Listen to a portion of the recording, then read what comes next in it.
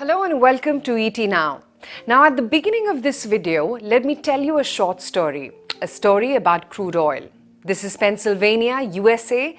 Here, way back in 1857, a former railroad conductor named Edwin L. Drake was hired to travel to a small town called Titusville and drill for crude oil. Almost 2 years passed by, but Drake was unsuccessful. There was no oil to be found. Drake was ridiculed by the locals, and the company which had sent him there also decided to withdraw the funding. But by then, Drake had started believing that there was oil in that area. So following his instincts, he took a personal loan of $500 and kept the operations running. And then, on August 27, 1859, at 69.5 feet below the ground, Edwin L. Drake found success. He finally found oil, which he termed as black gold. This discovery is considered the first large-scale commercial extraction of petroleum. Drake sold the first barrel of crude for a humongous price of $20 per barrel at that time. However, 2 years later, the same barrel was selling for only 52 cents. Now, this was the volatile start of crude prices, and since then, history has only kept repeating itself. Like in March 2022, crude prices reached the highest figure since 2008 at about $139 per barrel. But then again, in September 2022, 7 months later, the prices of crude came down 30% from the peak. But do you know that these falling crude prices can actually be good for Indian stock markets?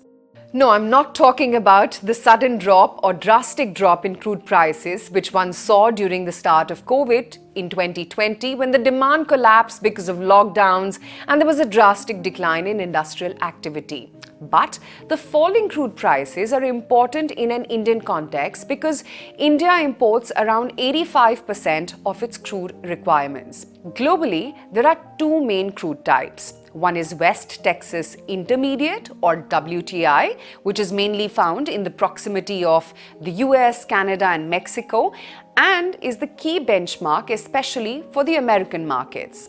The other one, of course, is Brent crude, which is mainly found in the vicinity of the North Sea and is used as a global benchmark.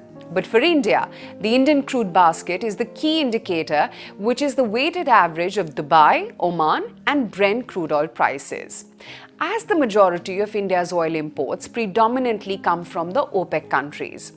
Therefore, a fall in the Indian crude basket will have a positive impact on India's current account deficit.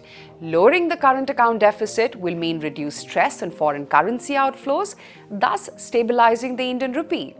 Moreover, a drop in crude oil prices also helps keep inflation in check, thus having a positive impact on consumer spending and finally resulting in a positive bottom line for the companies which markets love the most. Furthermore, if we look at sectors that could be positively impacted by the drop, then it could be any company that uses oil or its derivatives as their key raw material. For example, in sectors like paints and tires, crude and crude derivatives account for around 35 to 50% of their raw material costs. So they could surely save some money with the drop in crude prices. And then of course there is aviation and the logistics sector, where the companies could benefit as their fuel costs come down. Furthermore, sectors like lubricants, footwear, refineries and even adhesives all gain from falling crude prices. While a drop in crude prices can also result in a reduction in the price of petrol and diesel, which positively impacts the conventional automobile industry and could result in higher demand for cars and two-wheelers. So in simple words, it's very important to keep a track of oil prices as its history is filled with ups and downs and will continue to be so even in the future. But as an investor, being informed about its impact on markets and stocks can be the key to achieve success in the financial markets.